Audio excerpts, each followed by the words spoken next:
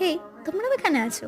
তো আজকে দেখতে পাচ্ছ যে ওয়েদারটা দেখিয়ে দিলাম প্রচণ্ড স্যাঁতসেঁতে, কারণ কি বৃষ্টি হচ্ছিল আর চারিদিকে দেখিয়ে দিলাম জল পড়েছিল। তো প্রথমেই দেখালাম আম গাছ, আমাদের বাড়িতে আম গাছটা আছে। তো অনেকগুলো আম পড়ে থাকায় আমি ভাবলাম যে আজকে আম মাখা করি। তো প্রথমে চোকাগুলোকে ছাড়িয়ে তারপরে আমগুলোকে কেটে কুটে নিয়ে চলে এসেছিলাম। তারপরে দেখতে পাচ্ছ গ্রেট করা যায় এতক্ষণ লাগবে আমি সেটা বুঝতেও পারিনি, তাই গ্রেটার থেকে যা আছে চেঁচে পুচে সব বার করার পর নিজে একটু আমটা টেস্ট করে দেখলাম।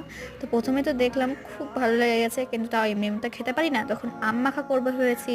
তো ওটা তো করতেই হবে। তো তারপর দেখলে লবণ, বিট লবণ আর তার সঙ্গে লঙ্কা গুঁড়ো মিক্স করে দিয়েছি। তারপরে ভালো করে মাখিয়ে নিয়েছি আর ফার্স্ট বাইটটা তোমাদেরকেই দিলাম। তারপর নিজেও টেস্ট করে দেখলাম ঠিকঠাকই আছে, কিন্তু শুধু ওই মানে বেশি টক লাগছিলো। তো মাকে ডেকে এনে বললাম যে একটুখানি চিনিও দিয়ে দাও। তো তারপরে মায়ের রিয়াকশানটা জাস্ট দেখো, মানে আমি তো বুঝে গেছিলাম যে এবার দারুণ লাগছে অ্যাকচুয়ালি।